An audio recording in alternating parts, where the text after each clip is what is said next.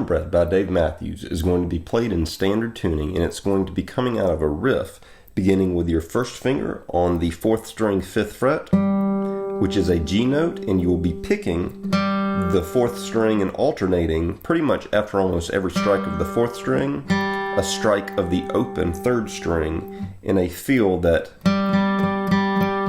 is that alternating feel. Now, as Dave Matthews gets into the song and plays this riff, it tends to maybe not be as articulate, fretted string, open string, 4-3, 4-3, and just kind of becomes more of a muted down, up, down, up, down, up, down, up, down, up, down, up, pretty much the whole time. That turns into about that tempo right there.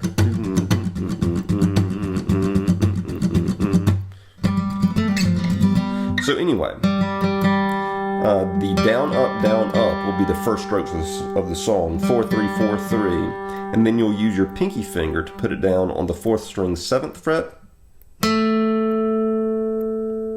and then after you hit that, you'll slide your pinky down to the 4th string 5th fret. So you've got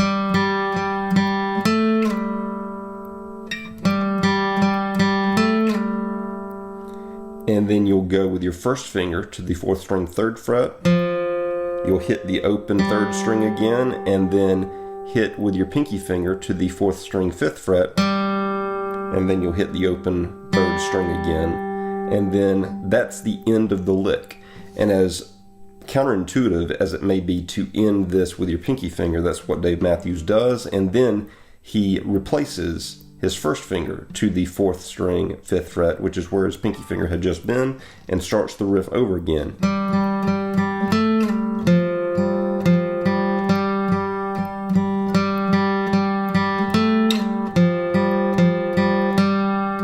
And then the second time through, instead of replacing first finger back to 4th string 5th fret and beginning the riff over, first finger goes to the 5th string 3rd fret, and then first finger goes to the 5th string 2nd fret, walking down from a C to a B, and then repeating.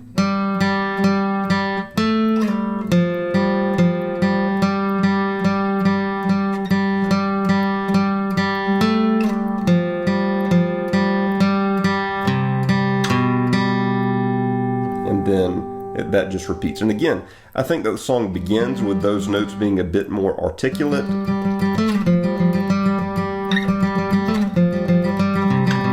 but then as the rhythm really kicks in, it becomes a lot more sloppy, for lack of a better word, but much more rhythmic and percussive, where you let the chunk of your rhythm carry most or drive most of the sound that you're hearing. And the rhythm, it may sound difficult, but it's pretty much just down, up, down, up, down, up throughout all of this riff. The trick will be with your left hand muting the strings that you don't want to ring out. So I use a lot of my second and ring fingers to mute strings 6 and 5, which I don't want ringing out. In playing the song, it seems like the 5 string has a tendency to ring out and kill the chord.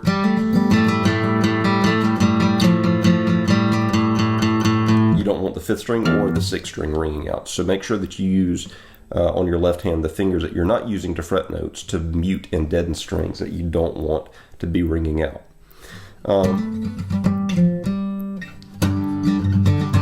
Okay, so after playing the riff through, I think on the 4th time, it could be the 3rd time, listen to the song and count it, but after playing through the riff a couple of times, it then goes to a G chord and to a C chord.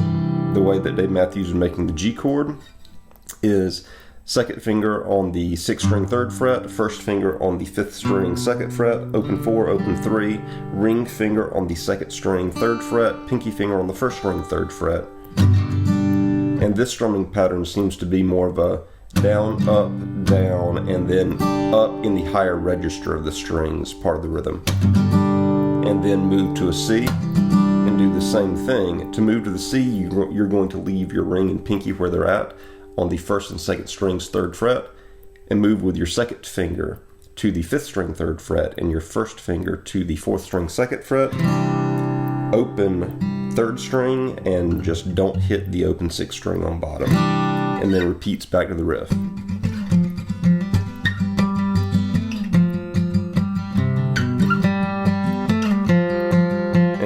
it goes to the G, to the C, and back to the riff, etc.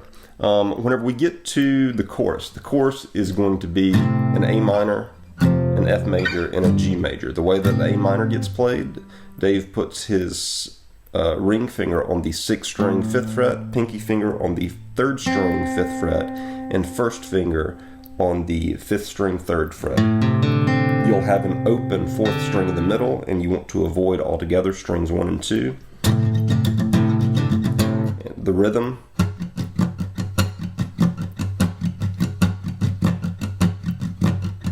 Very slowly, and this is the rhythm that's across all the chords of this chorus here.